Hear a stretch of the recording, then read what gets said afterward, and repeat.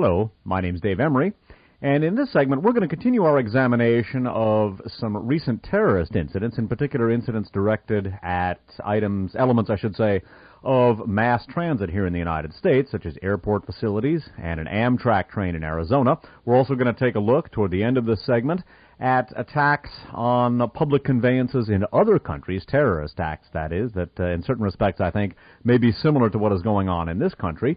We began in our first segment by taking a look at the fatal derailment of an Amtrak train.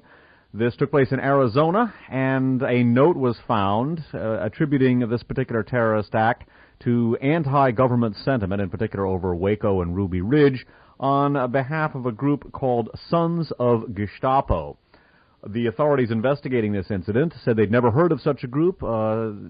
White supremacist monitoring organizations such as Klan Watch had similar sentiments. However, a journalist from the Christian Science Monitor was able to turn up natives of this particular part of Arizona who were familiar with a white supremacist group called Sons of Gestapo. I refer interested listeners to the first segment for a full discussion of this particular incident. The train derailment in Arizona bore a superficial resemblance, and this resemblance was noted by many people, to the fatal derailment of a train that took place in Nevada 56 years ago. In fact, this took place on the eve of World War II.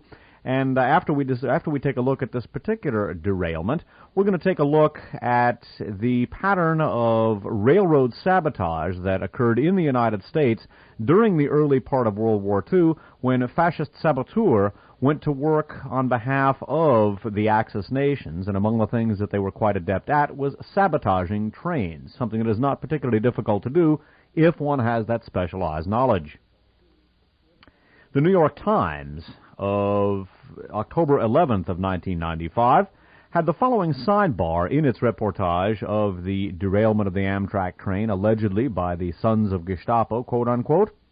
This is an AP story, dateline Las Vegas, Nevada, October 11th, and headlined, 56 years ago, a similar crash. It reads, "The crash of an Amtrak train in Arizona on Monday bore strong similarity to another train wreck 56 years ago in Nevada," a spokesman for the Southern Pacific Railroad said today.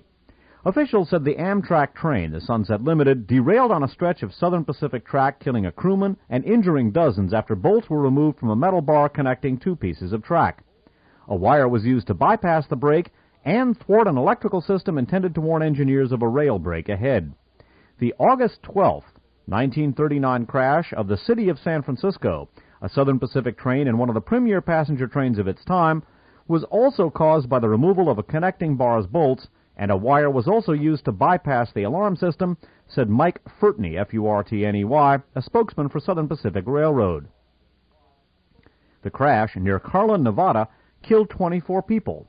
No arrests were ever made, Mr. Furtney said.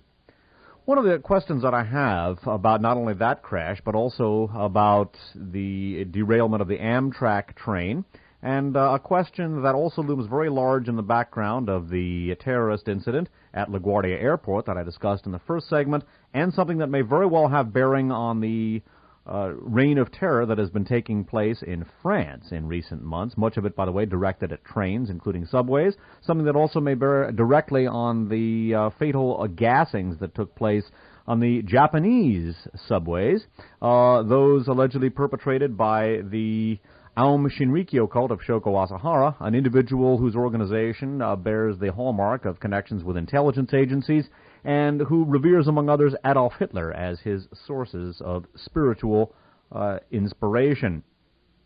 One of the possibilities that I hold open in connection with these incidents is that, in fact, they may constitute elements of destabilization and terror being perpetrated by a fascist underground, one which may very well maintain connections with not only elements of the very governments of the countries that they are operating in, but which may also very well maintain connections to the residual Nazi elements which remain in power in many respects in Germany. This will seem like utter madness to the uninitiated, and I can appreciate that. I refer people who would like to flesh out their understanding of this discussion to a tape duplication service called Archives on Audio, and in particular, program RFA 37, How the United States Lost the Second World War. dealing with the post-World War II underground survival of Nazi elements, their incorporation into the very bowels of the U.S. national security establishment, and also a discussion of how those elements have interacted in the post-war period with the very powerful and virulent fascist elements which were present in the United States in the pre-World War II and World War II periods, and which thrived in the post-World War II period, fascism not being a German and Italian and Japanese consideration exclusively, not even necessarily primarily. The U.S. had powerful fascist elements, including some of its most prominent industrialists and financiers. Those elements were never purged. There was no denazification for America, and because of their profound connections with similar elements in Germany and Italy, the denazification and removal of fascism, the denazification of Germany and the removal of fascism in Italy were frustrated as well, frustrated by like-minded elements in the United States. A listener very sagely noted an incident that took place in the United States in 1941. This was an incident of fascist rail sabotage in all probability, and this incident took place in March of 1941.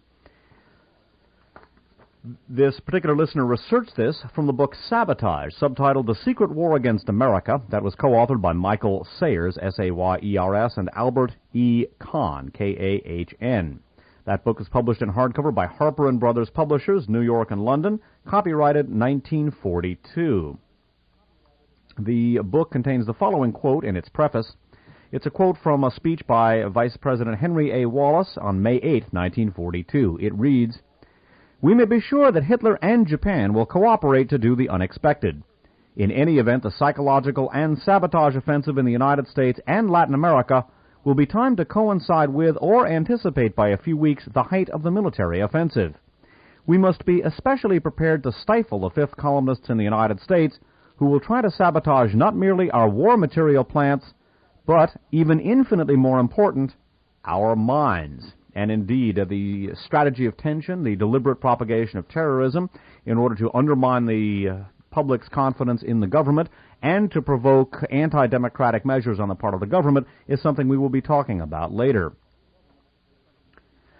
This book, Sabotage, by Albert Kahn and Michael Sayers, begins with the following. In its first chapter, entitled The Ghosts That Walk Again, there is the following, entitled The Ghost of a Firebug. It was 9:15 p.m., March 16, 1941. The Cleveland-Pittsburgh Express was thundering across the snow-blanketed Pennsylvania countryside on the last lap of its 400-mile run. Rushing alongside the black streak of the Ohio River at a speed of 65 miles an hour, the train neared the little town of Baden, B-A-D-E-N. Periodically, the engineer poked his head from his window and quickly jerked it back into the cab. The night was bitter cold. The locomotive's great beam bored into clouds of falling snowflakes. Eerie and shrill, the engine whistle sounded across the white fields. Suddenly, without warning, the giant engine swayed violently, and with a furious grinding roar, it leaped from the tracks and hurtled down the riverbank. Behind the locomotive, the passenger cars were catapulted one after another into the dark, icy water, twisting and turning and crumpling like toys. As the deafening cacophony of ripping metal subsided, there came a deep gasp of steam from the overturned engine, as if it were breathing its last. Then could be heard the piercing, terrible screams of the injured. 5 persons were killed, 121 were injured. Pennsylvania Railroad officials said, quote, "definitely caused by sabotage," unquote. The Interstate Commerce Commission reported the results of its investigation on May 8th. Malicious tampering with the track, unquote, had caused the wreck. At the Interstate Commerce Commission hearing, experts expressed the belief that the derailment plot was aimed at the 13-car Manhattan Limited, which had passed over the same tracks 18 minutes before the disaster occurred. A group of United States Army men were aboard the Manhattan Express, and the train carried 44 Soviet representatives, part of a delegation of engineers and diplomats who had arrived at San Pedro, California from Vladivostok on March 12th. Fascist Ukrainian saboteurs working for the Nazis were suspected of having caused the wreck. An anti-fascist newsletter published in New York City, The Hour, revealed that the Pittsburgh industrial area was infested with cells of a fascist Ukrainian terrorist organization operating under the intelligence service of the German War Office. Captain Leonid Klimenko, K-L-I-M-E-N-K-O, a fascist Ukrainian emissary from the German War Office, had arrived in the United States a short time before the train wreck and had held secret conferences with key fifth columnists working in the Pittsburgh area. At the time of the wreck, Klemenko was already on his way back to Berlin. The Hour urged federal authorities to investigate the Pittsburgh friends of Captain Klemenko. Indeed, there are some obvious similarities between that particular terrorist incident and the derailing of the Amtrak train. I hold open the possibility that, in fact, some of the terrorist incidents afflicting the United States and Germany and Austria and France and Japan may, in fact, be part of a worldwide fascist terror program conducted by a worldwide fascist underground with profoundly powerful elements in the governments of all of those countries that may actually be aiding these particular terrorist incidents. More about that in a minute. In the wake of the Oklahoma City bombing in April of 1995, the political rhetoric, I think, has been painfully inadequate. To make a long story short, the government, as well as spokespersons for the so-called progressive forces, please note the use of the term so-called, have basically been blaming that crime exclusively on the, quote, right wing, unquote, including the militias and elements of the so-called Patriots networks. And again, note the use of the term so-called. I think there is much more investigating to be done vis-a-vis the Oklahoma City bombing.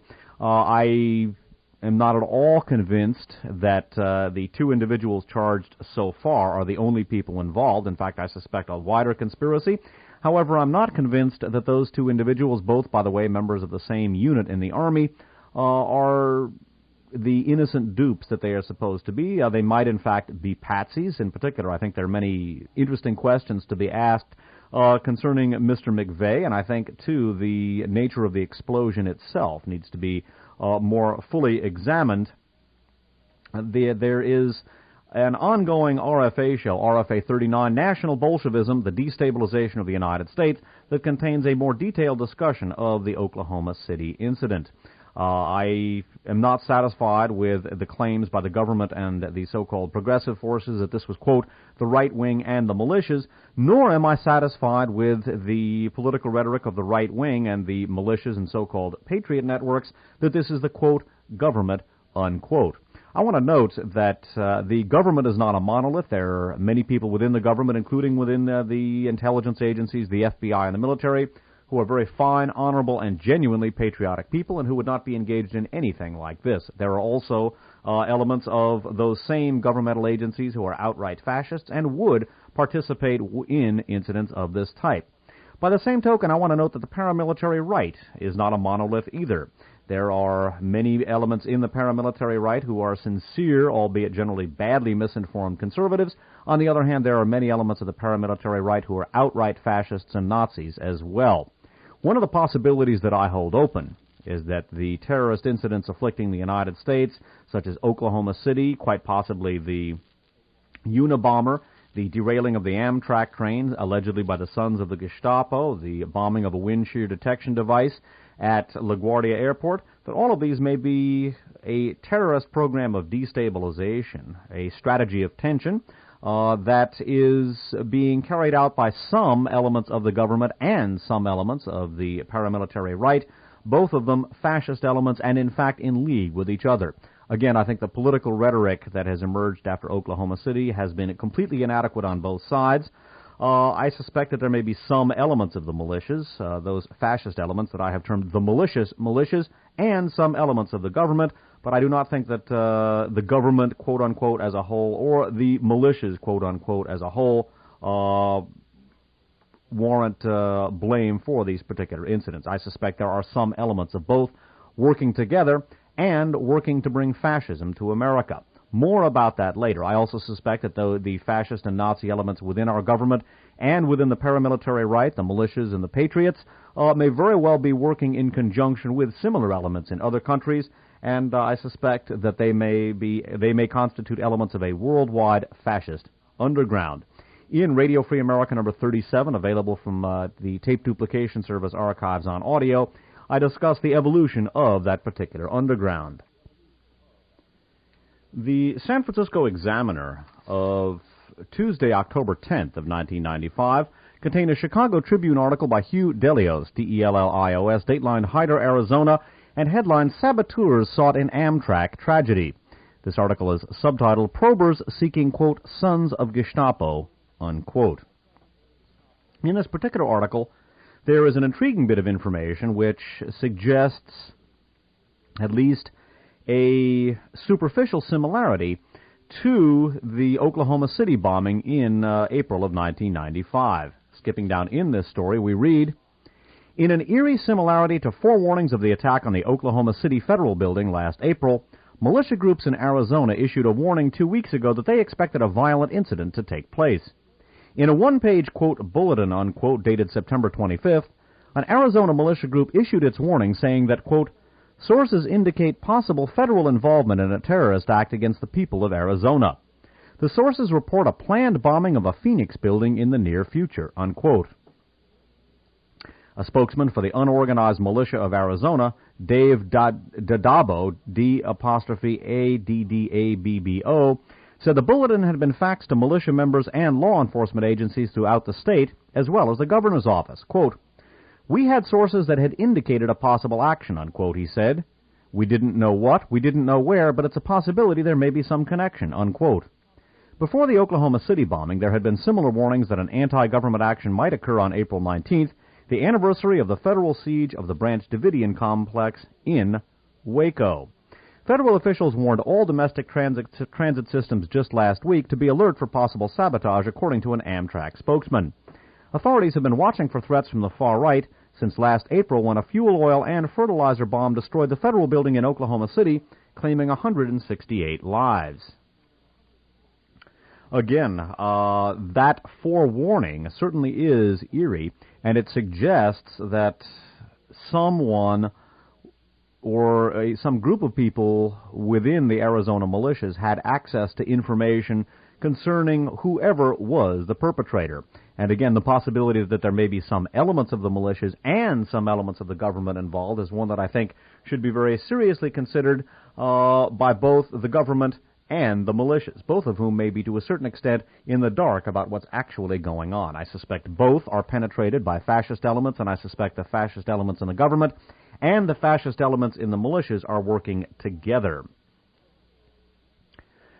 An article that was researched for us by Dave White, our pan-European researcher and translator, who has been doing his characteristically excellent work and sharing it with us in characteristically selfless fashion.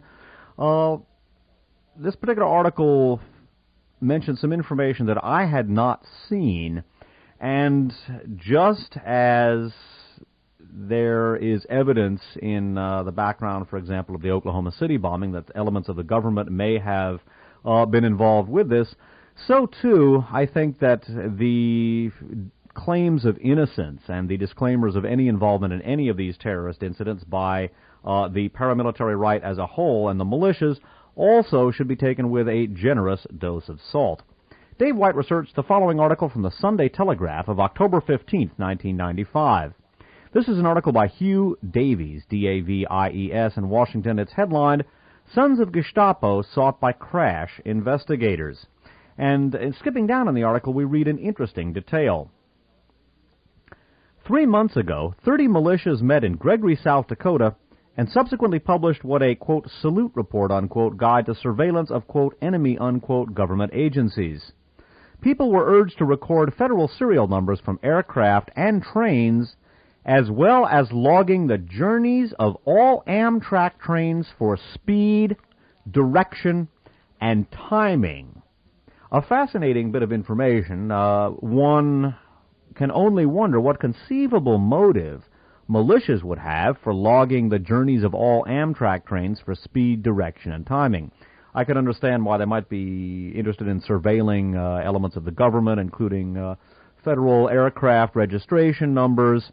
But what conceivable innocent motive, I should say, let me phrase it that way, what conceivable innocent motive could exist for logging the speed, direction, and timing of Amtrak trains? Amtrak trains are not something which threaten the security of the United States. They carry innocent passengers, and I think this particular detail suggests that these disclaimers of innocence on the part of all of the militias are at least partially wrong. Again, the paramilitary right, in my experience, is a mixed bag. There are many sincere, albeit generally misguided conservatives within the ranks of the paramilitary right. There are also a lot of outright fascists and Nazis, and many Nazi and white supremacist groups in this country have been quite open about their intentions to infiltrate and turn many of the militias. Again, for those who would automatically view the militias and patriots as devoid of any complicity in some of these elements, some of the incidents, I should say, just ask what conceivable innocent motive there would be for logging the speed, direction, and timing of Amtrak trains. Again, I think that there may very well be fascist elements within the militias and fascist elements within the government itself working in conjunction to perpetrate some of these terrorist acts. We're going to turn for some enlightenment on this particular regard to the Searchlight magazine. The Searchlight magazine is an anti-fascist publication that's published in Britain, and it can be subscribed to as follows.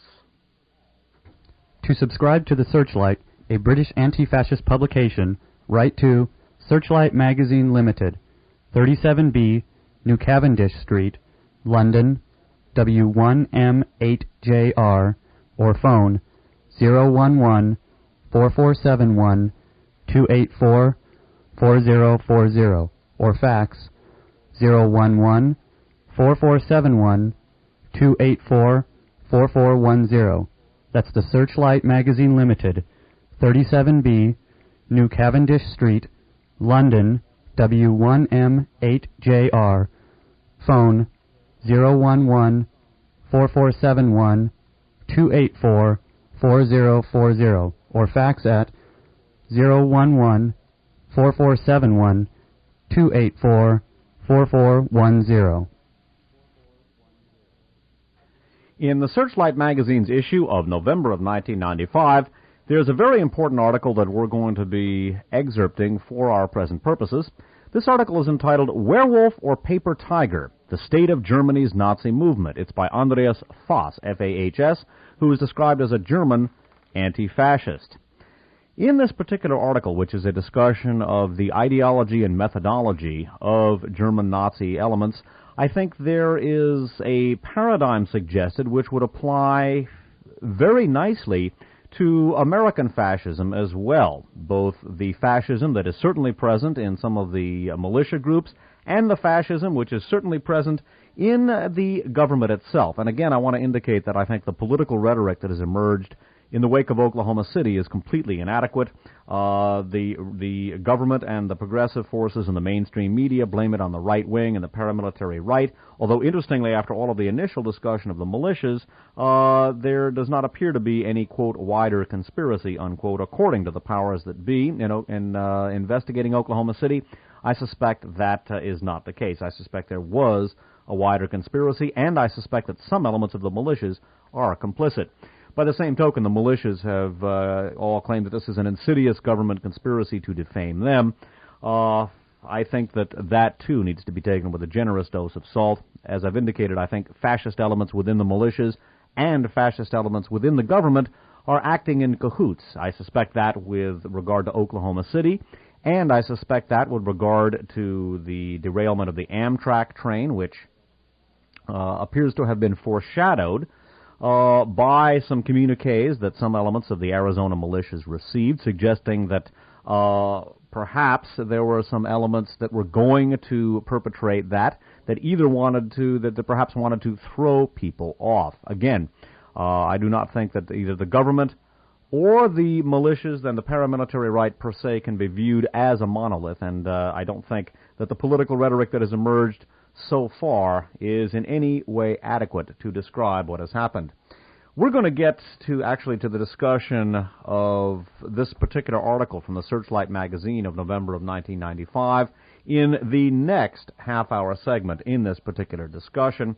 I want to remind listeners that one of the things that I have discussed in connection with the Oklahoma City bombing is that according to the Germany Alert newsletter, that, by the way, available on the World Wide Web only at this stage of the game, Ewald Altons, a top German Nazi leader and himself the protege of Otto Ernst Rehmer, and a very important SS officer, and viewed by some as the unofficial spokesman of the Odessa post-World War II SS underground in Germany. Ewald Altons had, according to Germany Alert newsletter, met with some leaders of the Michigan militia months prior to the Oklahoma City bombing. The Germany Alert newsletter also alleged that members of the Michigan militia had traveled to Germany to take paramilitary training with some members of German Nazi elements. The ongoing cooperation between fascist elements in Germany and fascist elements in the United States is something that I have discussed in numerous archive shows available from Archives on Audio. That cooperation applies to fascist elements within the German government and the American government working together, and fascist elements within the German right wing and the American right wing and paramilitary underground working together as well.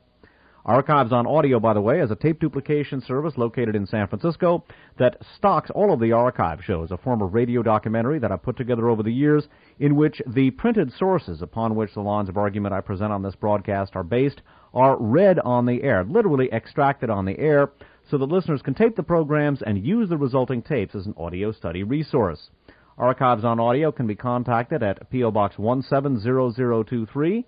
That's in San Francisco, zip code 94117-0023. Their phone number is area code 415-346-1840. 415-346-1840.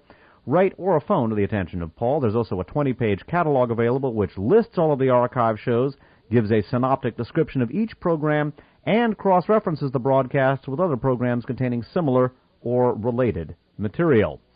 We're going to continue with our analysis of this very important article from the Searchlight magazine's issue of November of 1995, one which I think suggests a paradigm which might very well apply to some of the terrorist incidents that have been afflicting the United States and other countries around the world. We will, however, get to that in our next segment. That concludes this segment. My name's Dave Emory. Thanks for listening.